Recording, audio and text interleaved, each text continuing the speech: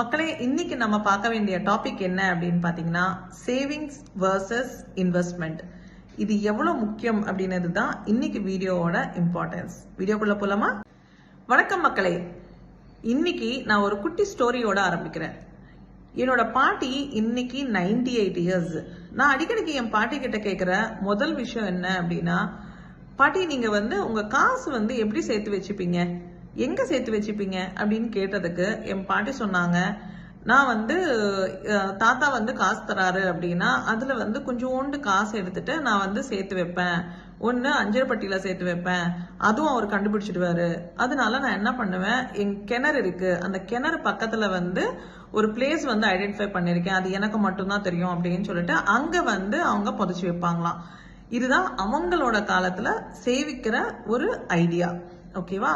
நம்ம இன்னைக்கும் அதை ஃபாலோ பண்றோமா? கண்டிப்பா கிடையாது, இல்லைங்களா? அந்த டைம்ல பேங்க் கிடையாது, இந்த மாதிரி இன்ஸ்டிடியூஷன்ஸ் கிடையாது. மணிக்காக ஒரு இன்ஸ்டிடியூஷன்ஸ் நடத்துற ஒரு செக்மெண்டோ அதுக்காக ஒரு ரெகுலேஷன்ஸோ எதுவுமே கிடையாது. இன்னைக்கு நம்ம மார்க்கெட்ல ஏகப்பட்ட விஷயங்கள் இருக்கு, நமக்குன்னு பல இன்ஸ்ட்ருமெண்ட்ஸ் இருக்கு. நம்ம சேமிப்பு அப்படின்றது பாத்தீங்கன்னா நம்ம நிறைய சேவிக்கிறோம். நம்ம இந்தியா பொறுத்த வரைக்கும் we are a highest saving people compared to other countries. நம்ம சேவிக்கிறதுல ரொம்ப ஸ்ட்ராங்கா இருக்கும். பட் சேவிக்கிறதுனால நம்மளோட ஃபினான்ஷியல் ஃப்ரீடம் அச்சீவ் பண்ண முடியுதா, நம்ம மணி க்ரோ ஆகுதா அப்படின்னா டெஃபினெட்லி அது ஒரு கொஸ்டின் மார்க் தான். என்ன கிடையாது. ஏன்னா சேவிப்பு அப்படின்றது you are just storing money.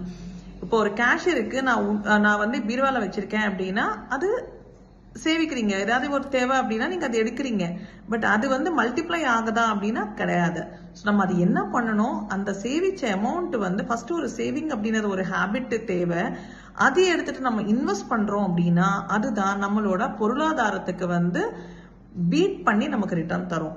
So investment வேற, சேவிங் வேற. ஸோ ரெண்டுமே நம்ம கன்ஃபியூஸ் பண்ணிட்டு நான் சேவிக்கிறேன் அப்படின்னு சொல்லிட்டு பல விஷயங்கள் நம்ம காசு ஓட விடாம அதனை வளர விடாம நம்ம தூங்க வச்சுட்டு இருக்கோம். மக்களே, நம்ம பைசான தூங்க வச்சுட்டே இருக்கோம் அப்படின்னா நம்ம ஓடிக்கிட்டே இருக்க வேண்டியதா இருக்கும்.